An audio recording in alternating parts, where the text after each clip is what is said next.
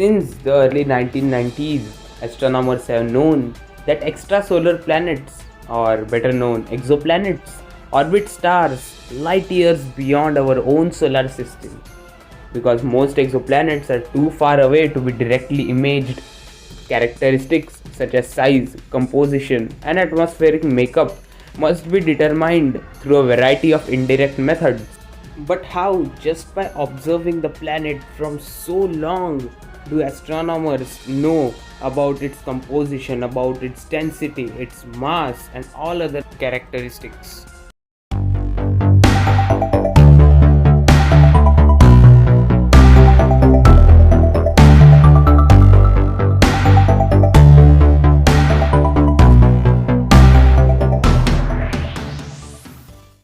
For instance, when an exoplanet passes in front of its star or transits, it blocks a fraction of the star's light and causes a dip in brightness. Large planets block more light, so the size of the dip can be used to determine the size of the planet. By observing an exoplanet's gravitational pull on its star, astronomers can also determine the planet's mass and thus calculate its density. To see if it is composed of rock like Earth or gas like Saturn. But to fully understand an exoplanet, astronomers must study its atmosphere, and the information that they need is encoded during a transit.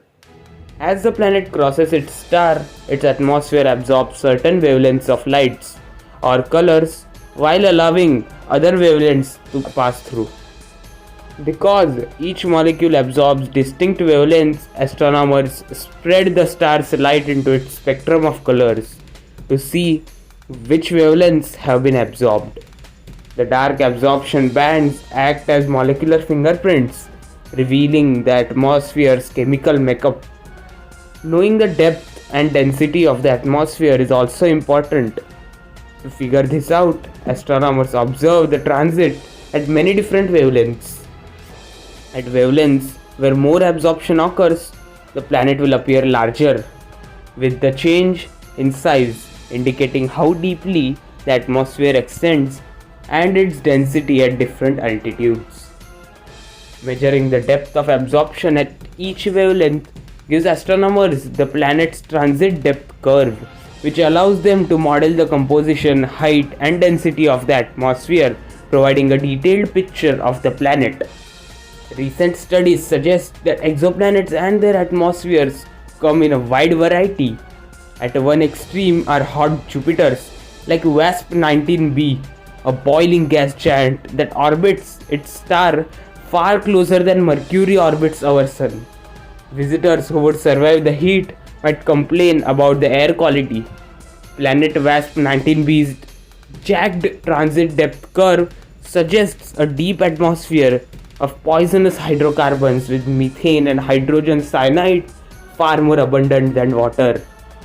By contrast, planet Gliese 1214b is a comparatively inviting water world.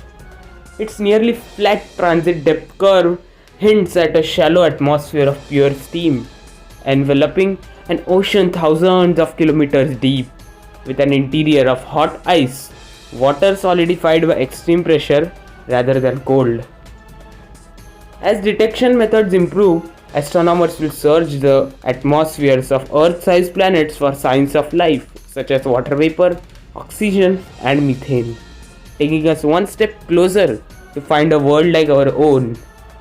All thanks to some flickering starlight. And hey guys, if you enjoyed the video, please subscribe our channel if you haven't already. And if you have subscribed, then go share this video with your friends and family.